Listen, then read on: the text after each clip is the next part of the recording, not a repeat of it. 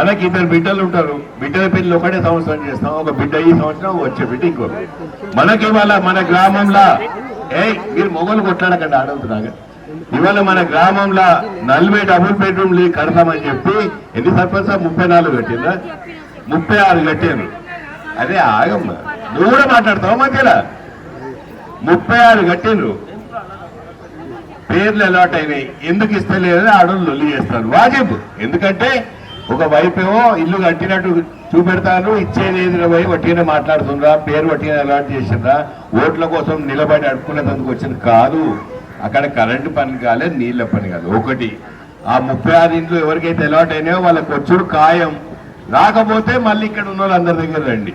ఇంకో మాట, ఇప్పుడు ఎవరికైతే అలాట్ కాలేదో వాళ్ళ గురించి మాట్లాడతారు. అలాట్ అయిన వాళ్ళు కడుపులో మంచిగా సంతోషంగా ఉన్నాగా బయటకి ఎప్పుడు ఇస్తావు అంటారు, వాళ్ళకు వస్తాయి. ఇక రానోళ్ళ ముచ్చట, ఈ సంవత్సరం రేవంత్ రెడ్డి గారు ముఖ్యమంత్రి గారు భీమ్ భరత్ గారికి 3500 ఇండ్లు ఇచ్చాడు. ఇది పెద్దగా అజీజ్ నగర్ చాలా పెద్ద గ్రామం, ఇక్కడ 5000 ఓటర్లు ఉన్నదా, అలానే జనాభా చాలా ఎక్కువ ఉంటారు. ఇక్కడ ఇండ్లు ఎక్కువ కావాలి. ఇండ్లు ఇచ్చే బాధ్యత 3500 మొత్తం ఇచ్చినప్పుడు ఆయన ఇంట్లో పెట్టుకుంటాడా? ఇంట్లో పెట్టుకుంటా మనం ఊరుకుంటావా? ఉండేది అజీజ్ నగర్ లోనే, ఇంటి ముందు పోయి కూర్చుంటా, నేను మీకంటే ముందు కూర్చుంటా. ఓ అమ్మ లొల్లి, నేను నీకు ఇప్పించే బాధ్యత. ఎవరికైతే అర్హులు ఉన్నారో వాళ్లకు ఈ సంవత్సరం కొన్ని వస్తాయి. వచ్చే సంవత్సరం 3500, 3వ సంవత్సరం 3500, 4వ సంవత్సరం 3500, 5వ సంవత్సరం 3500. నేను ఇంతకుముందు చెప్పినట్టు ఇద్దరు బిడ్డల పెళ్లి ఈ సంవత్సరం ఒకళ్ళకు, వచ్చే సంవత్సరం ఒకళ్ళకు. ఇవాళ ఈ అక్కకు వచ్చి వచ్చే సంవత్సరం ఆ అక్కకు వస్తుంది. మీరు కొట్లాడవుకండి.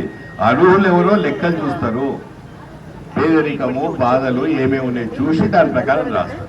కానీ ప్రతి ఒక్కరికి డబుల్ బెడ్రూమ్ ఇస్తా అని చెప్పి నేను చెప్పేది ఓట్ల కోసం నిలబడ్డా, చేయి గుర్తుకు ఓటేయండి, వచ్చే నెల ఓటేయండి అని చెప్తా.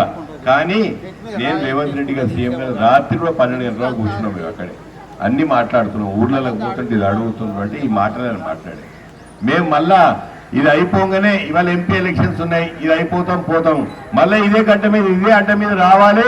సర్పంచ్ ఎలక్షన్ రాబోతున్నాయి, ఎంపీటీసీ ఎలక్షన్ రాబోతున్నాయి, జెడ్పీటీసీ ఎలక్షన్ రాబోతున్నాయి. మేము నిలబడాలి, మీ ముందు నిలబడ్డప్పుడు ఏమడుగుతారు? బాగా మాట్లాడిపోతుంది కదా, ఏమైందని అడగవా? ఇప్పుడే గింతలు చేస్తున్నాం, అప్పుడు ఎంతలో చేయాలి. అందుకు చెయ్యక నేను చెయ్యొద్దంటే అయితే అందరికి వస్తాయి. అవి మా హామీ. ఇక చాలా సంతోషం, ఆడవాళ్ళు చాలా పిల్లలకు, మన బిడ్డలకు, మీ కొడుకులకు ప్రతి సంవత్సరం 2 కోట్ల ఉద్యోగాలు ఇస్తా అన్నారు. 20 కోట్ల ఉద్యోగాలు ఇస్తా అన్న బీజేపీ వాళ్ళు ఏది మరి? 20 కోట్ల ఉద్యోగాలు ఇస్తా అన్న బీజేపీ వాళ్ళు 7 లక్షల ఉద్యోగాలు ఇచ్చారు. అడిగిన బీజేపీ నాయకులు వస్తే ఎవరు అడిగినా? బీజేపీ నాయకులు అడగండి, మీ అకౌంట్ లో 15 లక్షల రూపాయలు వేస్తా అన్నాడు. వేసిందా అని అడగండి, వాళ్ళని అడగండి, మమ్మల్ని అడగండి. మేమైతే హామీలు ఇస్తామో అది అమలు చేసే బాధ్యత మాది. ఎందుకు ఇంత గట్టిగా చెప్తున్నాం అంటే మళ్ళా వస్తాం, మళ్ళీ ఇక్కడే నిలబడతాం, ఈ చివరిస్తల్ని అడుగుతాం మిమ్మల్ని, మీరు మాకు ఓట్లేయండి. ఒక పార్టీ ఏమో సంక్షేమం కావాలంటది, ఒక పార్టీ ఏమో సంక్షేమం వద్దు, మేమేం మాట్లాడడం దేవుణ్ణి నమ్ముతాం. అరే శ్రీరామచంద్రుడు, నాకు శ్రీరామచంద్రుడు భగవంతుడు, నేను మొత్తం నా గుండె నిండా నమ్ముతా, ప్రతి వారం గుడికి పోతా. అయోధ్య గుడికి లక్షల రూపాయలు నేను ఇచ్చిన, నా దగ్గర రిసీప్ట్ కూడా ఉంది. బీజేపీ పార్టీ వాళ్ళు ఇయ్యరు, అందరం ఇస్తాం. మనం దేవుణ్ణి నమ్ముతాం, మనం ఇస్తాం. నా దగ్గర రిసీట్ పెట్టుకున్నా, నాకు చూపి ఆ బీజేపీ నాయకులను అడగండి, వాళ్ళు ఎన్ని ఇచ్చిండ్రో, 93 ఎన్ని ఇచ్చిండ్రు. దేవుణ్ణి నమ్మడం వేరు. దేవుడు గుడి కట్టుకుందాం, శ్రీరాముడు అందరి వాడు, మన శ్రీరామచంద్రుడు. మనం దేవుడిని నమ్ముతాం, వాళ్ళు అల్లాహ్ని నమ్ముతారు, ఇంకోళ్ళు జీసస్ నమ్ముకుంటారు, ఒకళ్ళు నమ్ముతారు. దానికి దీనికి ఇంపార్టెన్స్ కాదు. ఎవరైతే హామీలు ఇస్తారో ఆ హామీలు అమలు చేసే వాళ్ళతో మీరు ఉండండి. దయచేసి రాబోయే రోజుల్లో మీరు కాంగ్రెస్ పార్టీని గెలిపేయండి, హస్తం గుర్తు కొట్టేయండి. మీకేం పని కాకుండా వేదిక మీద ఇంతమంది నిలబడ్డాము, మా దగ్గర రండి, చేసి పెడతాం. ఇది మా గ్యారెంటీ. ఏవైతే గ్యారెంటీలు ఇస్తామని చెప్పినామో అది అమలు చేసే గ్యారెంటీ మాదని చెప్తూ, దయచేసి 13 తారీఖున ఇంతకుముందు జైపాల్ చెప్పినట్టు అందరు బయటికి రండి, ఓట్లేయండి. मेरे मुसलमान बहनों इधर इतने धूप में भी आप आए, बहुत खुशी हुआ. आपका जो भी देखभाल है हम देख लेंगे.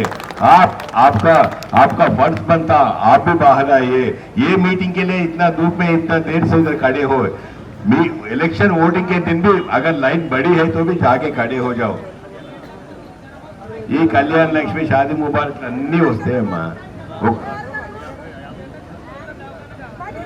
ఏవైతే హామీలు చెప్పినో అవన్నీ అయితే అని చెప్పుకుంటూ ఈ అవకాశం ఇచ్చారు. ప్రతి ఒక్కరు అమలు చేసిండు, మాకేమొచ్చిందని లొల్లైతుంది.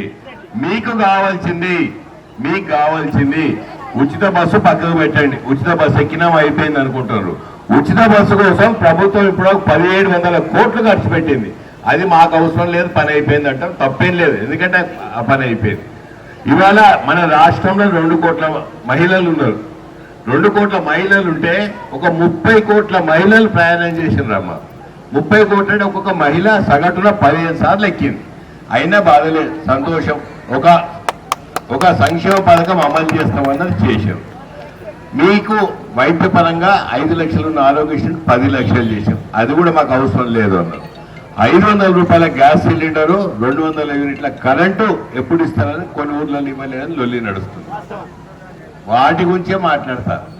500 రూపాయల గ్యాస్ సిలిండర్ ఈ నెల, వచ్చే నెల మీకు ఎవరికైనా రాకపోతే వేదిక మీద ఉన్న ఇక్కడ సర్పంచ్ సాబ్నో, దర్శన్ గారినో, భీమభరతనో, నేను మేమిస్తాం పైసలు. ప్రభుత్వం ఆల్రెడీ కంపెనీలకు ఇచ్చింది. మనకు ఎలక్షన్లు మొన్న అయినాయి ఇక్కడ. అవి కౌంటింగ్ వచ్చే నెల 4 తారీఖు అవుతున్నాయి. ఆ 4 తారీఖు కాగానే మీ పైసలు మీకు వేస్తారు. లైన్ మ్యాన్లు వస్తే కరెంట్ బిల్ కట్టవద్దు అని నాయకులం అందరం చెప్తున్నాం. కొందరు లైన్ మ్యాన్లు ఏం చేస్తారు, ఉత్సాహంతో వచ్చి కరెంట్ బిల్ కట్టమ్మా అంటారు. 700 రూపాయల కంటే తక్కువ వచ్చిన కరెంట్ బిల్ ఎవరూ కట్టకండి. కడితే ఆ బిల్లు తీసుకురండి, నేను పైసలు ఇస్తా. 4 అయిపోయింది. ఇక వినండి,